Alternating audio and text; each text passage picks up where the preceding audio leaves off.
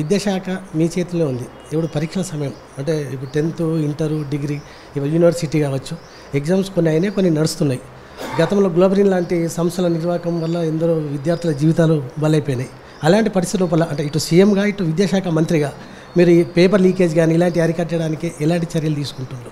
ఏది జరగలే కదా, మీరు చూసిండ్రు కదా ఎంత పక్కడ్బందీగా ప్రశ్నపత్రాలు తయారు చేసినాం, ఎంత పక్కడ్బందీగా పరీక్షలు నిర్వహించినాం, ఎంత పక్కడ్బందీగా రిజల్ట్స్ ఇచ్చినాం.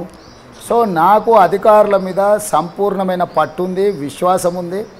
అధికారులు నిరంతరం పనిచేస్తారు. విద్యాశాఖలో చాలా పట్టుదలతో పనిచేసే తెలంగాణ పట్ల చిత్తశుద్ధి ఉన్న అధికారులను తీసుకొచ్చి అక్కడ నియమించిన నా నిర్ణయం ప్రధానంగా అధికారుల నియామకంలో ఉంటుంది. ఆ అధికారులే క్షేత్రస్థాయిలో పనిచేస్తారు. డే టు డే అనేది వాళ్ళు పనిచేయాల్సింది, వాళ్ళని మానిటరింగ్ చేయడమే మన పని. కాబట్టి ఇలా పోలీస్ వ్యవస్థలో అయినా, విద్యా వ్యవస్థలో అయినా, వైద్య ఆరోగ్య శాఖలో అయినా నేను తీసుకున్న నిర్ణయాలంతా కమిట్మెంట్తో పనిచేసే అధికారులను నియమించడమే. సో ఈరోజు ఆ కమిట్మెంట్తో పనిచేసే అధికారులను నేను నియమించిన, అందుకే వ్యవస్థ అంతా సాఫీగా జరుగుతూ ఉన్నది. నా పేరు మురళి, ఎగ్జిక్యూటివ్ ఎడిటర్.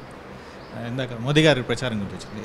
కాంగ్రెస్ వస్తే ఆస్తులు గుంజుకుంటుంది, పుస్తలు గుంజుకుంటుంది, లేకపోతే రిజర్వేషన్లు ఎత్తేసి ఎస్సీ ఎస్టీల బీసీల రిజర్వేషన్ గుంజుకుంటుంది. ఇవన్నీ కాంగ్రెస్ మేనిఫెస్టోలో ఉన్నాయని ఆయన ప్రత్యేకంగా ప్రతిసారి చేసి చెప్తున్నారు. నాకైతే ఆ మేనిఫెస్టోలో కనిపించలేదు. కాంగ్రెస్ మేనిఫెస్టో ప్రజల్లోకి తీసుకెళ్ళగలిగారా?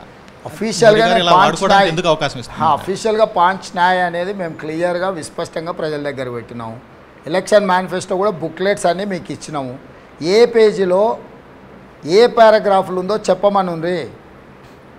ఇప్పుడు ఆయన ఏంటంటే ఆయన పచ్చాబద్ధాలు చెప్తే మేము వాటి మీద వివరణ చెప్పుకుంటూ పోతే మేము ఎన్నికల ప్రణాళికలనే వదిలేసి ఆయన ట్రాప్లో పడాలనేది ఆయన కోరిక. ఆరోపణ చేస్తే ఆయన ఎక్కడుందో చూపించాలి. మీరు ఇండియా టుడేకి ఇంటర్వ్యూ ఇచ్చారు, తర్వాత టైమ్స్ నౌ కూడా ఇంటర్వ్యూ ఇచ్చారు. మీరు అందులో జనరల్గా నాకు అనిపించింది తెలంగాణ లోకల్ ఇష్యూస్ కంటే కూడా నేషనల్ ఇష్యూస్ చాలా ఎటువంటి క్వశ్చన్ అడిగినా కూడా హ్యాండిల్ చేశారు. మీరు సీఎం చాలా తొందరగా అయ్యారన్న ఒపీనియన్ కూడా చాలా మందిలో ఉంది.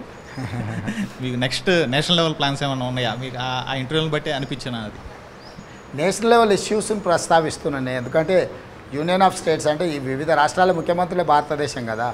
నేషనల్ లెవెల్ ఇష్యూస్లో నాకున్న అవగాహనతో మాట్లాడుతున్నాను. 10 సంవత్సరాలు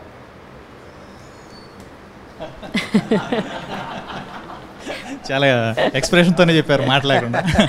నా ఫైనల్ క్వశ్చన్, బలంగా బల్లగుద్ది అంటారు కదా, అట్లా 10 ఏళ్ళు ఇక్కడనే మీ మధ్యలోనే ఇదే బాధ్యత. 10 ఏళ్ళు కష్టపడి 100 ఏళ్ళకు కావాల్సిన ప్రణాళికలు వేసి తెలంగాణ రాష్ట్రాన్ని నిర్మించడం, తెలంగాణ రాష్ట్రం కోసం కష్టం చేయడమే జీవిత లక్ష్యము.